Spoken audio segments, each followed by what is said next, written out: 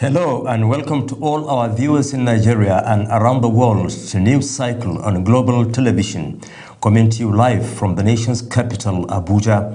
I am Shehu Said. A quick reminder that Global Television is on DSTV channel 365 and StarTimes channel 276. Now the news. Suspected terrorists have attacked Aguara, local government area of Niger State, killed one person and set ablaze the United Missionary Church of Africa and the police station in the community.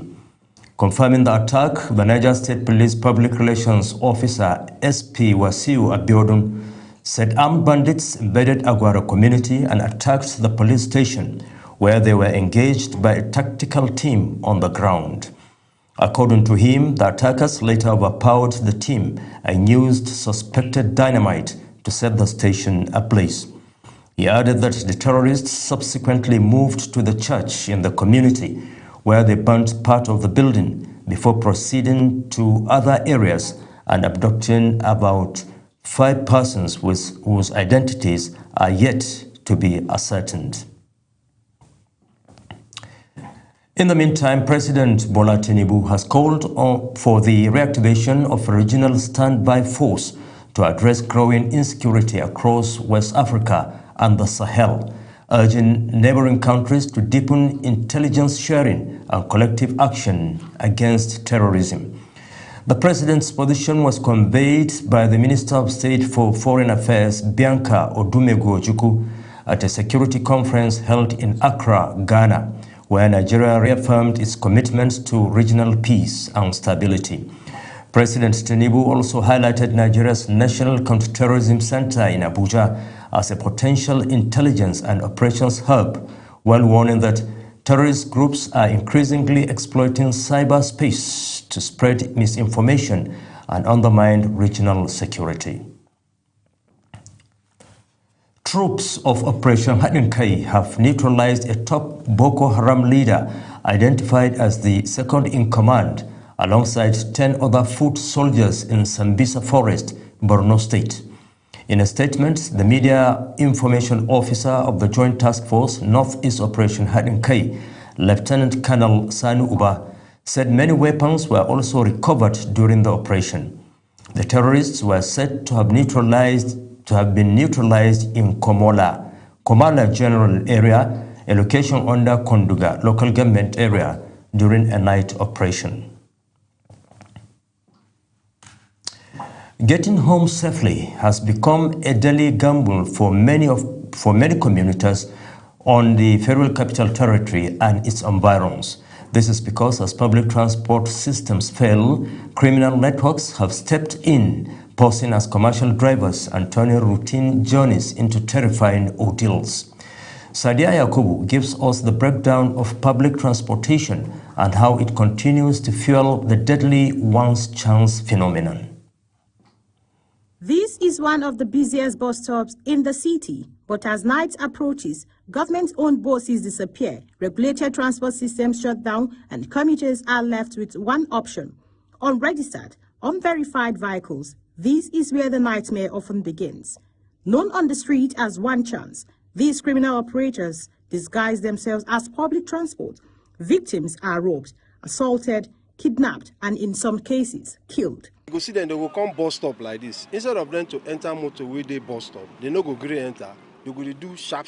Before you know, One Chance where they park. Because One Chance need they park. One Chance, no, they need they park their motor. Say we make them park. Because if they park, they go cast. Because all of us there now, we are registered taxi. In many cities, public buses are too few, poorly maintained, or completely absent after working hours. Rail systems are unreliable. Transport policies are inconsistent. The result, depression. Joblessness is one of it. And idleness, laziness, let me put it that way, because some people, they feel getting a mere job that will pay them few money, they want fast money, they want quick money, so they feel one way for them to get it is by ripping off people at their hard-earned money. These criminals study commuters' behavior. They know when transport shuts down. That's when attacks peak. Despite repeated promises of reform, Committee say little has changed until public transport works for everyone. Every day and night, the street remains unsafe. I think like hardship. Some people like me, I can't follow all this one chance. Me, I struggle on my own. I'm a taxi driver. So those people doing all this is lack of job. They don't have anything doing, so they fall doing the wrong things, doing the one chance. Solving the one chance menace is not just about arrest. It's about fixing the system that enables it. Until public transport becomes safe, reliable and accessible, the journey home will remain a dangerous one for many. A broken system with deadly consequences as commuters continue to demand safe transport. The question remains, how many more must suffer before real change begins? Sadia Yakubu, reporting for Global Television News. Thank you very much, Sadia, for that report. We now move to the field of politics, where Vice President Kashim Shettima has formally welcomed Taraba State Governor Agbu Kefas into the All Progressives Congress APC, describing the ruling party as one where political differences are resolved through inclusion, performance, and national purpose.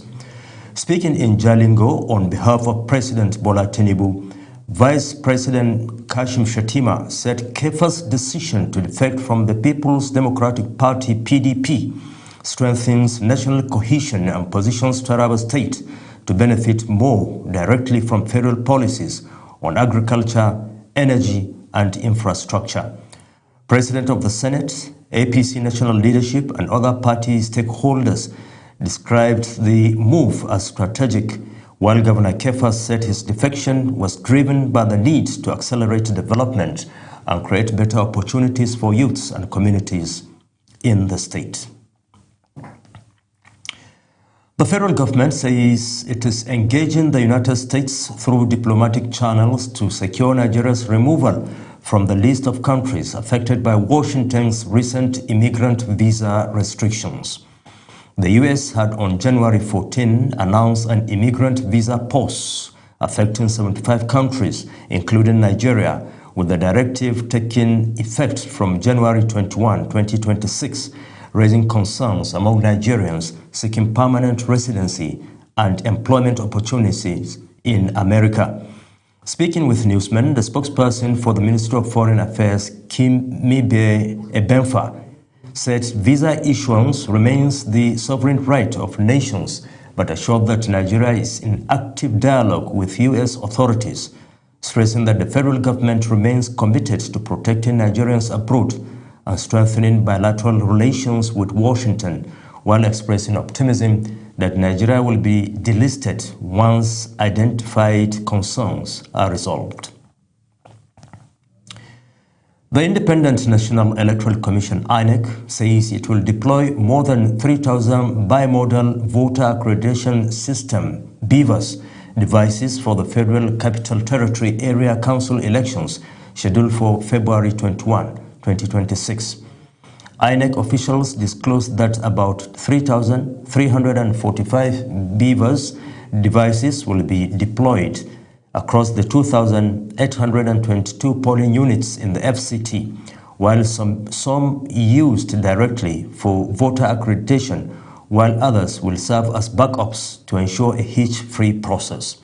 The Commission is also expected to conduct a mock voter accreditation exercise in February to test the devices and electronic transmission of results ahead of the polls across the 6 area councils of Abaji, Abuja Municipal Area Council, Buari, Gwagwalada, Kuje, and Kwali, where 68 elective positions will be contested by 637 candidates fielded by 17 political parties.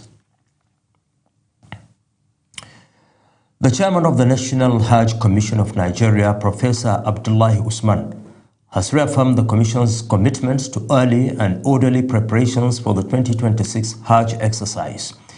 He stated this in a statement issued by his technical assistant on media, Ahmad Muazu, in Abuja, expressing the Commission's commitment to effective coordination and strict adherence to established procedures for the Hajj exercise. The chairman said the commission remained fully aligned with the policy direction of the federal government under the leadership of President Bola Tinubu. Kwara State government has announced the reopening of schools across the state from Monday, following what it described as a significant improvement in the security situation amid sustained operations by security forces against bandits and other criminal elements. The decision was contained in a statement issued by the press secretary of the Ministry of Education and Human Capital Development, Peter Amogboenjae, quoting the Commissioner for Education, Lawal Oluhongbebe.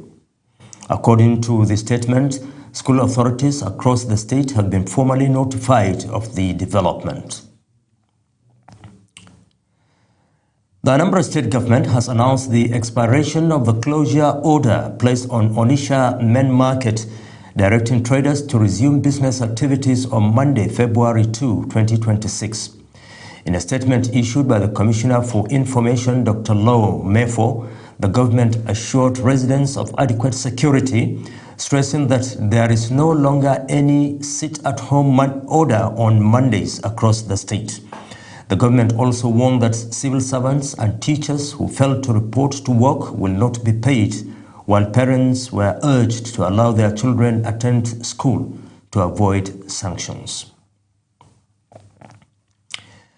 The United Nations Children's Fund, UNICEF, has deployed a full-time technical expert to Benue State to respond to the worsening humanitarian crisis as the number of internally displaced persons continues to rise. UNICEF's Chief Field Officer, Judith Levelli, gave the assurance during a high-level visit to the Makurdi International Market IDP camp. Felicity Indire reports. The humanitarian situation in Benue State continues to put immense pressure on already limited resources as more families are displaced by ongoing insecurity and communal clashes, driving up demand for food, shelter, healthcare and other essential services across IDP camps. So UNICEF doesn't work in isolation. It's really bringing the different players together. To address some of these challenges, about 1,300 girls across IDP camps in Benue, including 100 at the Makurdi International Market camp, have received sanitary kits through a UNICEF and JASP project. The initiative is designed to promote hygiene, prevent diseases, and restore dignity for displaced girls who often lack access to basic supply. During her visit, UNICEF Chief of Field Services, Judith Lively, assessed ongoing programs and spoke with camp officials and beneficiaries, describing the situation as both encouraging for local efforts and deeply troubling given the level of deprivation faced by displaced families. I see children need attention. These are very extremely vulnerable population and we need to mobilize more help. This is only one of the many camps that exist in Benue State. I understand that there are more than 14. There are more than 500,000 people, half a million people displaced in the state. So I call on all, adults, stakeholders, authorities to really strengthen attention to the needs of the most deprived population in the Benue State. The head of JASP, Mrs. Patricia Siswam, said the items were selected based on the direct needs of the girls. The exercise we are carrying out today is to support the children, especially the girls. It's mainly for the girls. And the content is to help them because as they are here, some of them don't have some of these particular kits. We are giving them, we call it essential kits. Beneficiaries at the camp describe the kit as more than just hygiene items, saying they provide relief and restore a sense of self-respect. I'm excited. I'm happy. At least people feel there is somebody here. People feel I'm a living thing, so I'm grateful. I'm happy.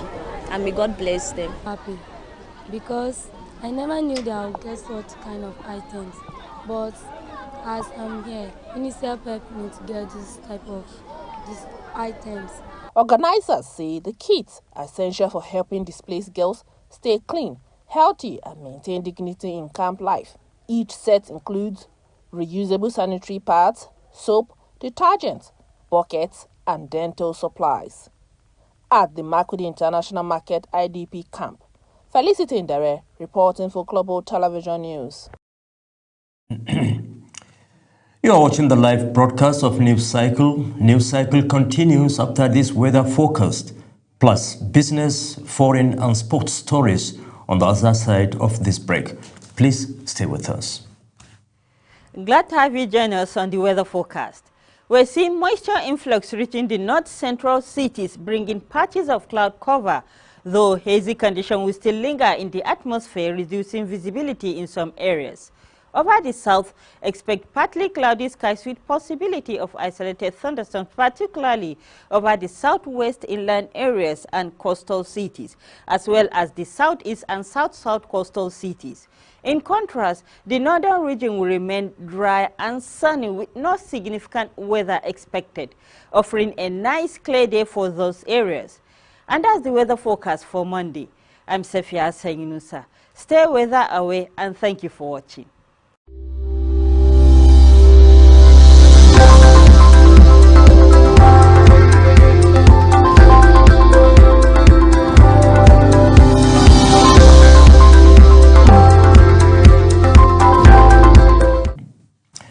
You're welcome back.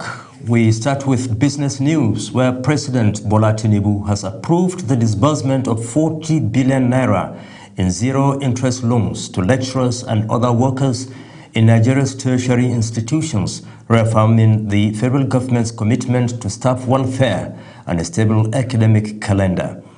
The president made this known at the 45th convocation ceremony of the Ahmadu Bello University, ABU Zaria, where he was represented by the Minister of State for Education, Professor Suwaiba Said Ahmad.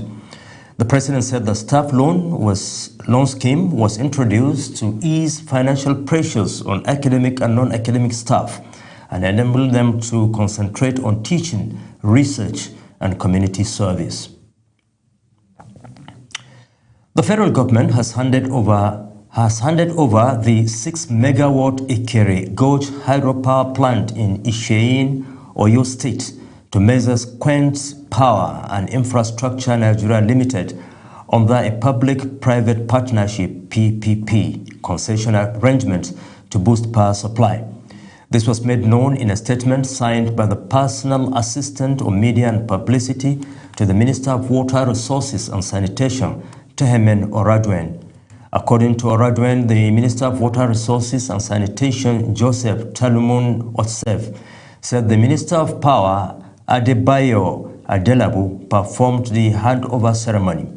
Speaking during the ceremony, Engineer Otsev described the concession as a significant milestone in the federal government's drive to bridge infrastructure financing gaps and enhance sustainable power generation through private sector participation. Chairman of the Presidential Committee on Fiscal Policy and Tax Reforms, Taiwo Oyedele, has urged Nigerians to file their annual tax returns. He stressed that both employers and individuals must comply under the law. He made this known during a webinar organized for HR managers, payroll officers, CFOs, and tax managers in collaboration with the Joint Revenue Board. Oyedele said many Nigerians remain non-compliant in filing self-assessment returns. He added that individual taxpayers must also file their self-assessment, noting that compliance in this area remains very low. And we move over to the foreign scene, where Iranian Supreme Leader Ali Khamenei has warned the United States that any attack on his country will result in a regional war, as United States President Donald Trump amasses military assets in the Middle East. Speaking to a large crowd of supporters gathered to mark the anniversary of Ayatollah Ruhollah Khomeini's return to Iran from exile in France in 1979, which led to the Iranian Revolution and the flight of the US-backed ruler Mohammad Reza Shah Pahlavi, Khamenei said the US wants to devour Iran and its vast oil and natural gas resources, adding that what happened during the recent anti-government protests was similar to a coup, since a large number of government offices, banks and mosques were stormed. The supreme leader described the deadly arrest as another sedition, a term he had previously used for the 2009 Green Movement and other such protests. Israel has reopened the Rafah border crossing between Gaza and Egypt on a trial basis, allowing sick and wounded Palestinians seek medical treatment abroad after nearly 2 years of closure. The reopening comes amidst renewed Israeli airstrikes that killed at least 31 Palestinians in a single day, raising the number of deaths since the ceasefire to more than 500. Health authorities say Israel's military campaign in Gaza has killed over 71,000 people since October 2023, while humanitarian conditions in the enclave continue to worsen. Ukrainian President Volodymyr Zelensky says a second round of trilateral talks on ending the war with Russia will take place in Abu Dhabi this week, as the fate of temporary energy ceasefire hangs in the balance. Zelensky, whose country's energy system has come under relentless attack in one of the coldest winters in years, said envoys from the United States, Russia and Ukraine will meet in Abu Dhabi on Wednesday and Thursday.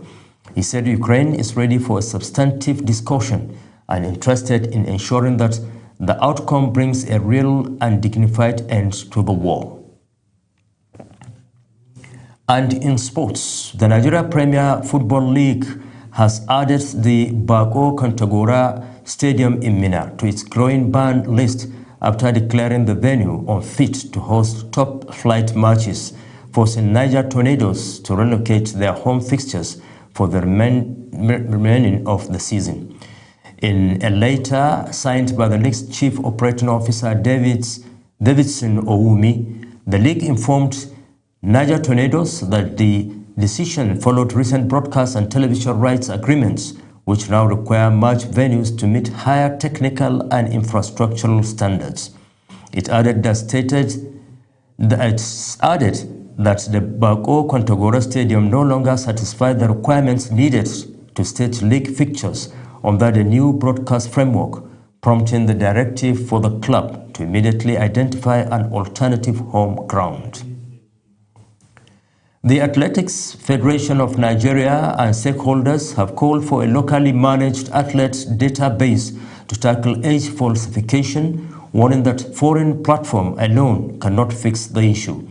The move follows a December 2025 alert by World Athletics Integrity Unit, which flagged 17 Nigerian athletes for age discrepancies, highlighting that governance and data integrity, not software, are key to resolving the problem. While welcoming the introduction of roster athletics, the Federation President Tonobok Okowa and former athletes Enethiok Udo Obong and Olusoji Fasuba stressed the need for a federation control system linked to NIN and passport verification to prevent conflicting birth dates. And Atletico Madrid have agreed a €40 million package with Atalanta for Nigeria international Ademola Lookman and improved their salary proposal to the forward, putting them ahead in the race for his signature. Fabrizio Romano posted that Atletico Madrid have matched Fenerbahce's proposal for Lookman with a €40 million package agreed with Atalanta. The Spanish club have matched Fenerbahce's proposal to Atalanta and are ready to proceed with the transfer, while the Turkish side remains stuck over payment terms and bank guarantees. And that's it on News Cycle, but a quick reminder that Global TV is on DSTV channel 365 and StarTimes channel 276. Kindly follow us across all media platforms now showing on your screen using @Global TV NG. I am Shehu Said, hoping to be with you again later at 8 o'clock on News Prime. Thanks for being with us.